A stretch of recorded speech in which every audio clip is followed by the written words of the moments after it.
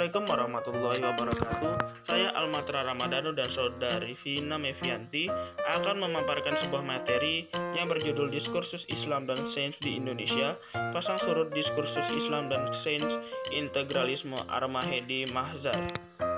Berikut adalah materi yang akan kami sampaikan.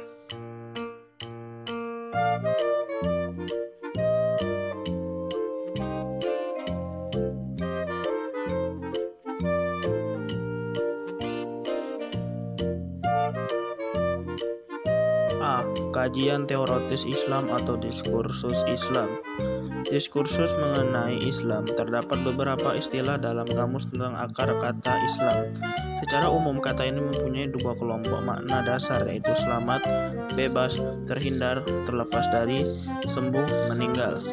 Bisa juga berarti tunduk, patuh, pasrah, menerima. Kedua kelompok makna dasar ini saling berkaitan dan tidak terpisah satu sama lain. Adapun pengertian Islam secara terminologi, dalam ensiklopedia Agama dan Filsafat dijelaskan bahwa agama Islam adalah agama Allah yang diperintahkannya untuk mengajarkan tentang pokok-pokok serta peraturan-peraturannya kepada Nabi Muhammad SAW dan menegaskannya agar untuk menyampaikan agama tersebut kepada seluruh manusia dan mengajak mereka untuk memeluknya. Kata Islam memiliki jaringan konseptual yang kaya, karena itu tidak berlebihan di dalam Al-Quran. Islam secara umum dipahami sebagai agama yang dibawa oleh Nabi Muhammad SAW. Karena itu, Islam mengandung makna masuk ke dalam suasana atau keadaan damai dalam kehidupan individual maupun sosial. Allah Subhanahu wa Ta'ala melalui ayat yang pertama kali diturunkannya, yaitu surah Al-Alaq ayat 1-5, yang memerintahkan kepada umat manusia agar umat manusia menguasai ilmu pengetahuan dan teknologi dan memajukan berbagai penemuan di bidang-bidang disiplin ilmu. B. Sejarah pasang surut Islam. Pada masanya, Islam merupakan pusat dari ilmu pengetahuan. Namun sekarang ini pusat ilmu pengetahuan ada di bangsa Barat. Awal mula pasang surut Islam dikarenakan banyak faktor yang mendukung, diantaranya sebagai berikut. Dalam Islam, hubungan agama dan sains tidak lepas dari fakta sejarah kejayaan dan kemunduran sains dalam peradaban Islam. Umat Islam mulai mempelajari atau melakukan ilmiah sejak generasi pertama sampai abad ke-5 Hijriah hingga menjadikan dirinya mereka sebagai pelopor ilmu pengetahuan di seluruh penjuru dunia. Umat Islam telah menjadi pelopor dalam riset tentang alam, sekaligus sebagai masyarakat pertama dalam sejarah ilmu pengetahuan yang melakukan experimental science atau ilmu tabi'i berdasarkan percobaan yang kemudian menjadi applied science atau teknologi seluruh pengetahuan, termasuk pengetahuan kealaman atau sains terdapat dalam Al-Quran. Pendapat ini didukung antara lain oleh Al-Ghazali, Al-Suyuti, dan Maurice Bucaille. Al-Quran hanya sebagai petunjuk untuk mengembangkan ilmu pengetahuan. Pendapat ini didukung antara lain oleh Ibnu Sina, Al-Biruni, dan Al-Haytham. Islam mendorong umatnya untuk selalu berupaya mengembangkan sains. Materi yang selanjutnya yaitu pasang surut Islam dan sains. Dalam perspektif sejarah, perkembangan ilmu-ilmu keislaman mengalami pasang surut. Suatu ketika mencapai puncak kejayaan dan di saat yang lain mengalami kemunduran. Yang pertama, masa kemasan. Sejarah politik dunia Islam biasanya dipetakan ke dalam 3 periode, yaitu periode klasik, pertengahan, dan modern. Dari ketiga periode tersebut, yang dikenal sebagai masa kemasan Islam adalah periode klasik, yang antara lain ditandai dengan etos keilmuan yang sangat tinggi yang ditunjukkan dengan pesatnya perkembangan ilmu pengetahuan di berbagai bidang kehidupan. Akselerasi perkembangan, pesatnya perkembangan ilmu pengetahuan di era klasik disebabkan oleh beberapa faktor, yaitu pertama, etos keilmuan umat Islam yang sangat tinggi. Etos ini ditopang oleh ajaran Islam yang memberikan perhatian istimewa terhadap ilmuwan dan aktivitas ilmiahnya. Kedua, Islam merupakan agama rasional yang memberikan porsi besar terhadap akal. Semangat rasional tersebut semakin menemukan momentumnya setelah umat Islam bersentuhan dengan filsafat Yunani klasik dan juga rasional. Ketiga, perkembangan ilmu pengetahuan di kalangan umat Islam klasik adalah sebagai dampak dari kewajiban umat Islam dalam memahami alam. Yang kedua yaitu masa kemunduran. Pendapat para ahli tentang masa kemunduran umat Islam.